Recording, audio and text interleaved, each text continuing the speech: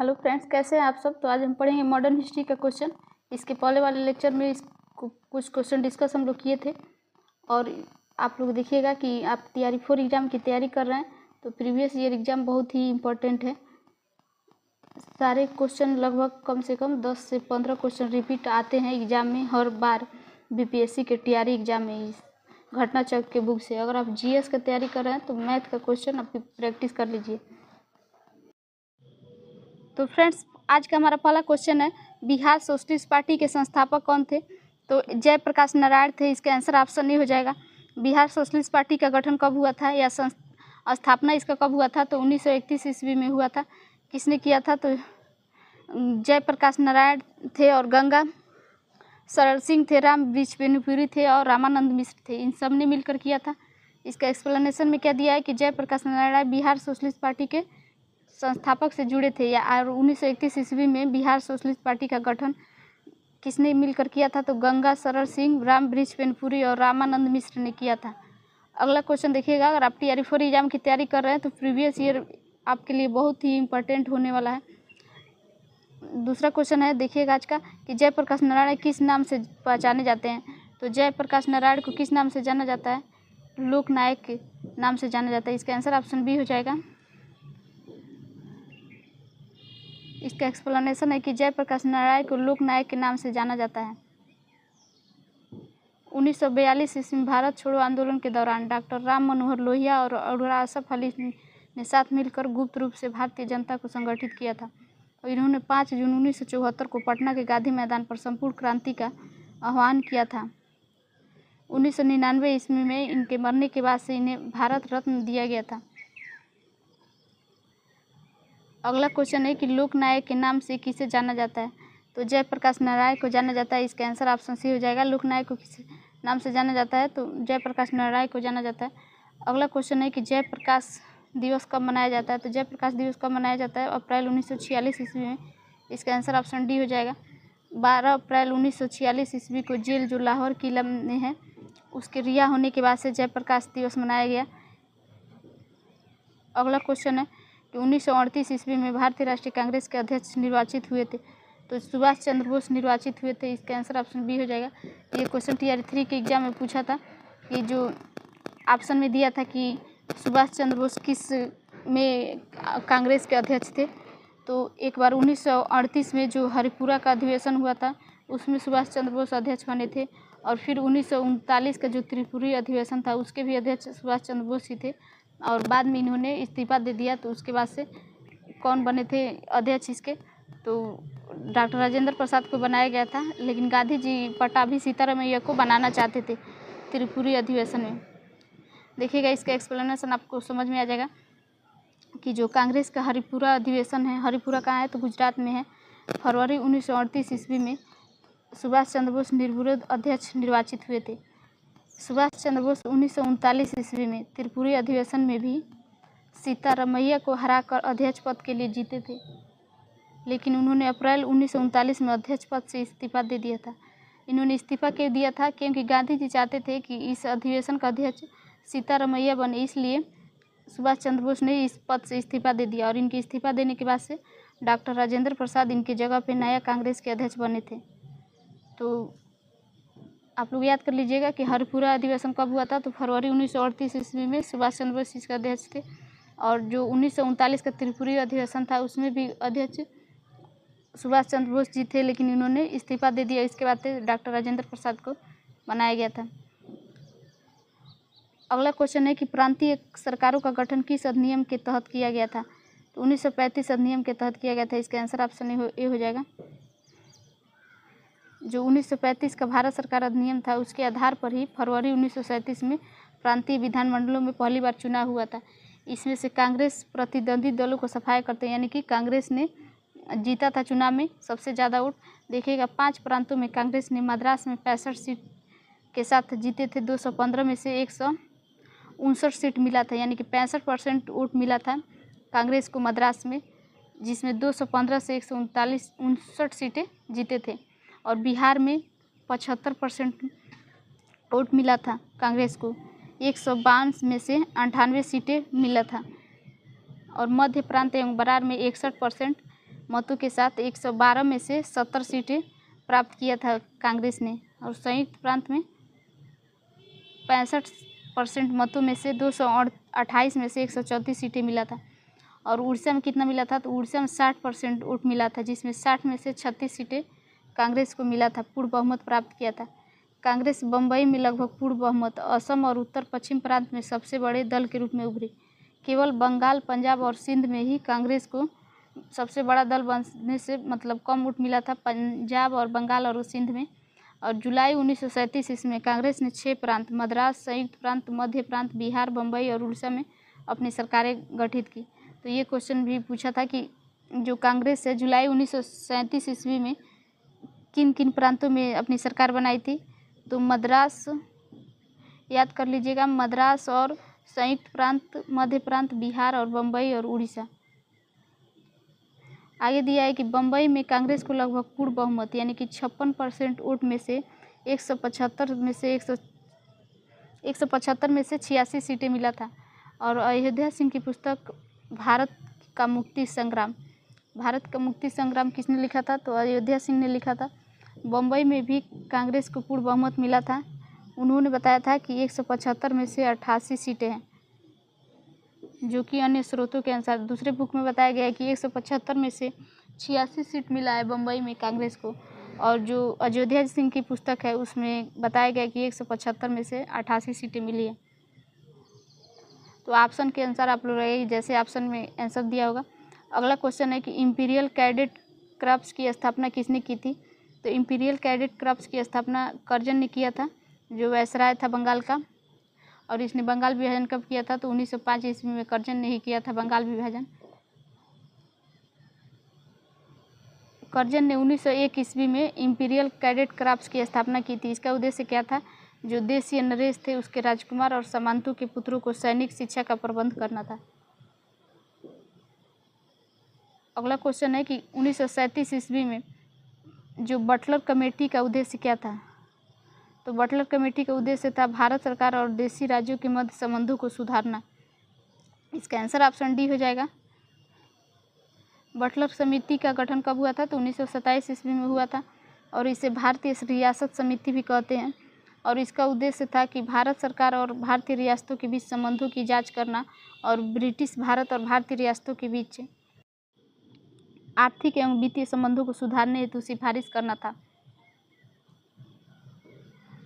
आगे दिया है कि भारतीय नरेशों ने एक सुप्रसिद्ध वकील सर स्कॉट को कमेटी के समर्पक उनका दृष्टिकोण प्रस्तुत करने के लिए नियुक्त किया था। स्कॉट का क्या मतलब था कि स्कॉट ने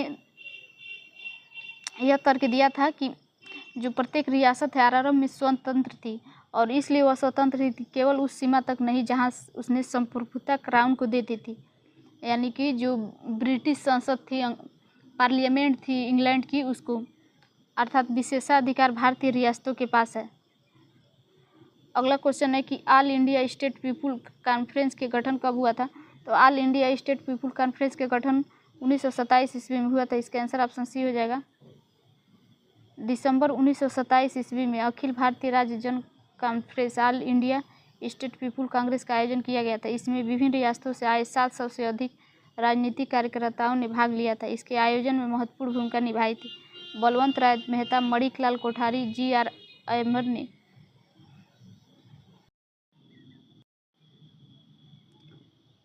अगला क्वेश्चन है द्वितीय विश्व युद्ध के समय ब्रिटेन का प्रधानमंत्री कौन था, तो विंस्टन चर्चिल हो जाएंगे। इसका आंसर ऑप्शन सी हो जाएगा। तो द्वितीय विश्व युद्ध याद करिएगा कि कब हुआ था, तो द्वितीय विश्व युद्ध 1939 में शुरू हुआ था और ख़त्म कब हुआ था, 1945 ईस्वी में। और फर्स्ट वर्ल्ड वार यानी कि प्रथम विश्व युद्ध कब हुआ था, तो 1914 में शुरू हुआ था और 1918 में समाप्त हुआ था। और इसमें देखिएगा कि किन के बीच लड़ा गया था, तो ध्रुव राष्ट्र और मित्र राष्ट्र के बीच में लड़ा गया था। 2 गुट बना था जो विश्व युद्ध हुआ था। तो देखिएगा उसमें कौन कौन देश शामिल थे। मित्र राष्ट्र में कौन कौन देश थे, तो मित्र राष्ट्र में था इंग्लैंड था और यूएसए अमेरिका था। उसके बाद से इंग्लैंड, अमेरिका, रूस था, ये मित्र राष्ट्र में हो जाएंगे। और जो ध्रुवीय राष्ट्र जिसे बोलते हैं, इसमें कौन कौन थे, इन दोनों गुटों के बीच हुआ था युद्ध। तो धुरी राष्ट्र में हो जाएंगे जर्मनी हो जाएंगे, ऑस्ट्रिया हो जाएगा, जर्मनी, ऑस्ट्रिया और इटली। शुरुआत में इटली मतलब धुरी राष्ट्रों के साथ था युद्ध लड़ने के लिए, लेकिन बाद में यह मित्र राष्ट्रों के साथ मिल गया। तो द्वितीय विश्व युद्ध के समय ब्रिटेन के प्रधानमंत्री कौन थे? तो विंस्टन चर्चिल थे। विंस्टन चर्चिल द्वितीय विश्व युद्ध 1939 से लेकर 35 के दौरान ब्रिटेन के प्रधानमंत्री थे और इनका कार्यकाल कब था? तो 1940 से लेकर 45 तक यह ब्रिटेन के प्रधानमंत्री रहे थे। अगला क्वेश्चन है कि सीमांत गांधी के रूप में कौन से जाने जाते हैं? तो सीमांत गांधी को अब्दुल गफ्फार खां को कहा जाता है सीमांत गांधी, तो इसके नाम से अब्दुल गफ्फार खां जाने जाते हैं। इसका आंसर ऑप्शन डी हो जाएगा। अगला क्वेश्चन है कि नाउ एंड नेवर, तो नाउ एंड नेवर पैम्पलेट पुस्तक किसने लिखा था? तो नाउ एंड नेवर पैम्पलेट किसने लिखा था? रहमत अली ने लिखा था। इसका आंसर ऑप्शन सी हो जाएगा। जो कैम्ब्रिज विश्वविद्यालय था उसके एक छात्र थे जिनका नाम था चौधरी रहमत अली। इन्होंने वर्ष 1933 में एक लेख लिखा था, उसका शीर्षक था अभी नहीं तो कभी नहीं, नाउ और नेवर, में एक नई अस्मिता के लिए एक अलग राष्ट्रीय दर्जे की मांग की थी, जिसने उसने पाकिस्तान नाम का दिया था, यानी पाकिस्तान नाम को गढ़ा था या रचा था। पाकिस्तान की रचना उसने निम्नलिखित प्रांतों के पहले अक्षर से किया था। पी का मतलब था कि पंजाब और ए का मतलब था अफगानिस्तान जो नॉर्थ वेस्ट फ्रंटियर प्रोविंस था, और के का मतलब था कश्मीर, और एस का मतलब सिंध था, और तान का मतलब बलूचिस्तान था। इन सबको मिलाकर उसने पाकिस्तान शब्द को बनाया था कि अगर आप लोग अभी पाकिस्तान का मांग नहीं करेंगे तो कभी नहीं मिलेगा, चौधरी रहमत अली ने। अगला क्वेश्चन है कि पाकिस्तान के अलग राज्य का आंदोलन का नेतृत्व किसने किया था? तो पाकिस्तान के अलग राज्य के आंदोलन का नेतृत्व मोहम्मद अली जिन्ना ने किया था। इसका आंसर ऑप्शन डी हो जाएगा। जो 22 से 24 मार्च था 1940 को मुस्लिम लीग का अधिवेशन लाहौर में हुआ था और इसकी अध्यक्षता मोहम्मद अली जिन्ना ने किया था। तो मोहम्मद अली जिन्ना ने मुस्लिम लीग के अधिवेशन का अध्यक्षता किया था और इस अधिवेशन में उसने भारत से एक अलग मुस्लिम राष्ट्र पाकिस्तान की मांग की। जिन्ना ने अधिवेशन में भाषण देते हुए कहा कि वे अलग राष्ट्र जो मुस्लिम के अतिरिक्त और कुछ नहीं स्वीकार करेंगे। अगला क्वेश्चन है कि मुस्लिम लीग द्वारा पाकिस्तान की स्थापना की मांग करने वाला प्रस्ताव कब पारित किया गया था? तो 1940 ईस्वी में किया गया था। इसका आंसर ऑप्शन सी हो जाएगा। 22 से 24 मार्च 1940 ईस्वी को मुस्लिम लीग के लाहौर अधिवेशन में प्रसिद्ध पाकिस्तान प्रस्ताव पारित किया गया था।